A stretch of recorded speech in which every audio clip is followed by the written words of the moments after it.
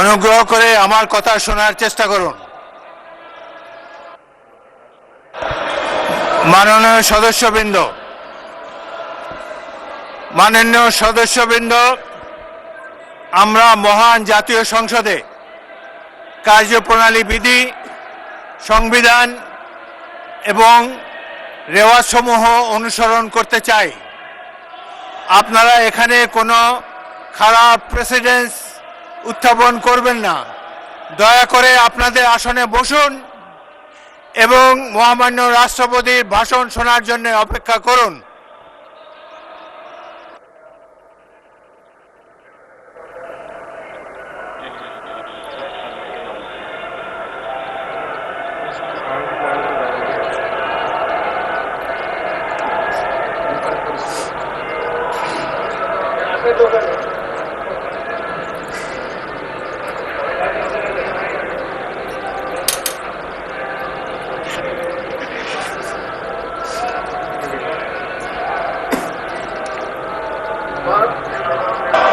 মাননীয় সদস্যবৃন্দ, সংসদের শৃঙ্খলা বজায় রাখুন।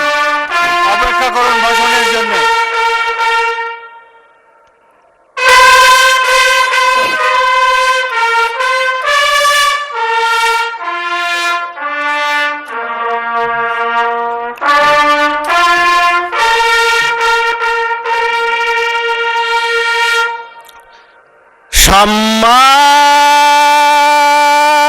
সম্মানিত সদস্যবৃন্দ, মহামান্য রাষ্ট্রপতি,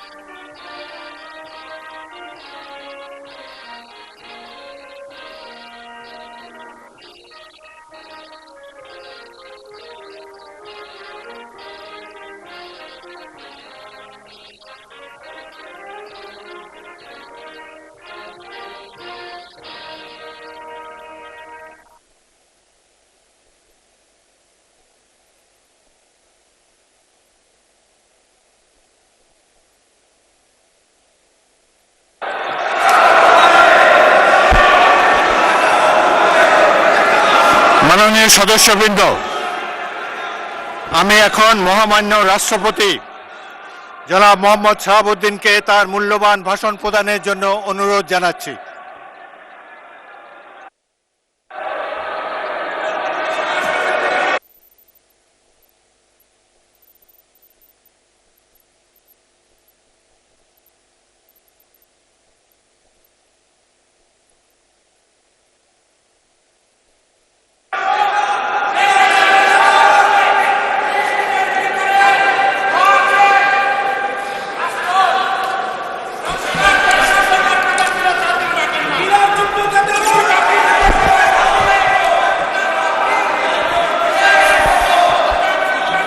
মাননীয় সদস্যবৃন্দ, সংসদের শৃঙ্খলা রক্ষা করুন। অনুগ্রহ করে নিজের আসনে বসে পড়ুন। রাষ্ট্রপতির ভাষণ শুনুন।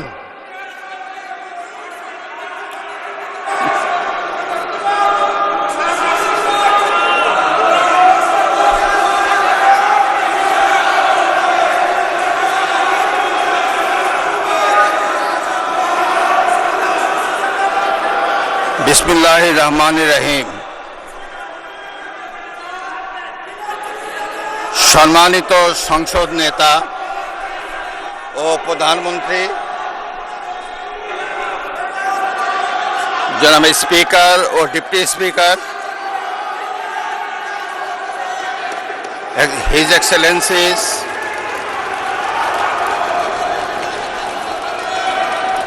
সম্মানিত সংসদ সদস্যবৃন্দ,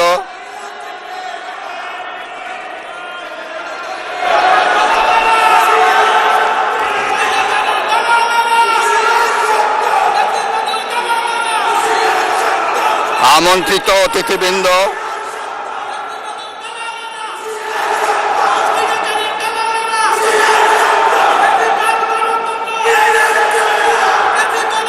প্রিন্ট এবং ইলেকট্রনিক মিডিয়ার সম্মানিত সাংবাদিকবৃন্দ, আপনাদের সবাইকে জানাই আন্তরিক অভিনন্দন ও শুভেচ্ছা।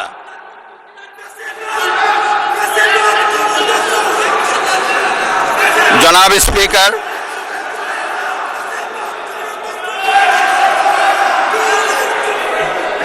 ত্রয়োদশ জাতীয় সংসদের এই উদ্বোধনী অধিবেশনে বাংলাদেশের ইতিহাসের এক ঐতিহাসিক মুহূর্ত।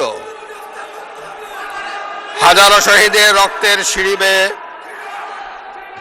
দীর্ঘ 1.5 দশকের ফ্যাসিবাদী শাসনের অবসানের পর একটি শান্তিপূর্ণ, অবাধ, সুষ্ঠু ও নিরপেক্ষ নির্বাচনের মাধ্যমে নির্বাচিত প্রতিনিধিদের নিয়ে এই মহান জাতীয় সংসদের যাত্রা শুরু হয়েছে। ত্রয়োদশ জাতীয় সংসদ নির্বাচনে অংশগ্রহণকারী সকল রাজনৈতিক দল এবং এই নির্বাচন আয়োজনের সঙ্গে সংশ্লিষ্ট সকলের প্রতি আন্তরিক অভিনন্দন।